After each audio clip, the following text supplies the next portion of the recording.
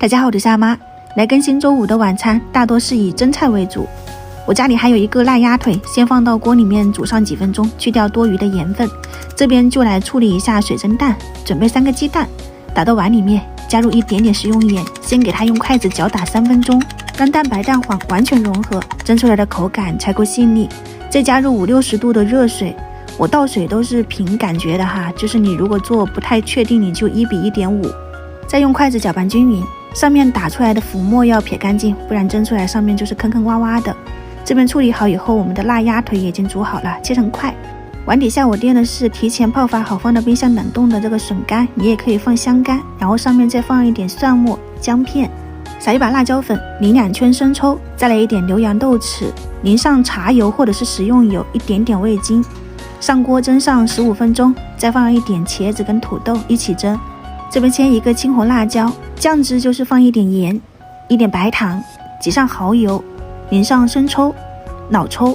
再来1勺淀粉，淋上清水，给它们搅匀。我今天做的是比较家常版本，没有油炸的地三鲜，就是茄子跟土豆蒸好了以后拿出来，水蒸蛋也差不多了，放一点葱花，淋上一点生抽，油的话呢，你放香油、猪油都可以，浇上去我们的水蒸蛋就搞定了。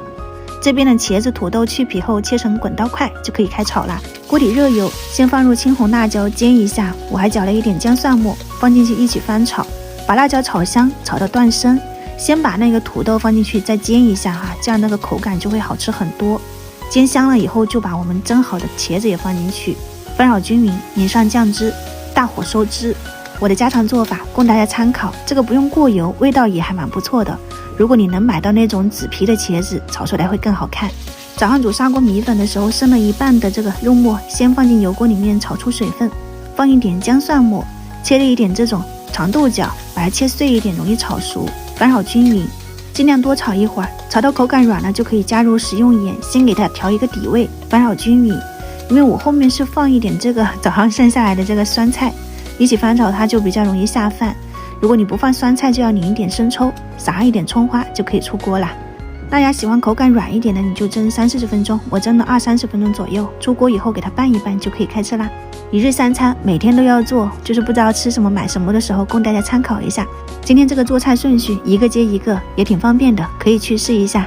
明天周6周日我又要放假啦，也祝大家周末愉快，好好的过自己。我们下周1再见。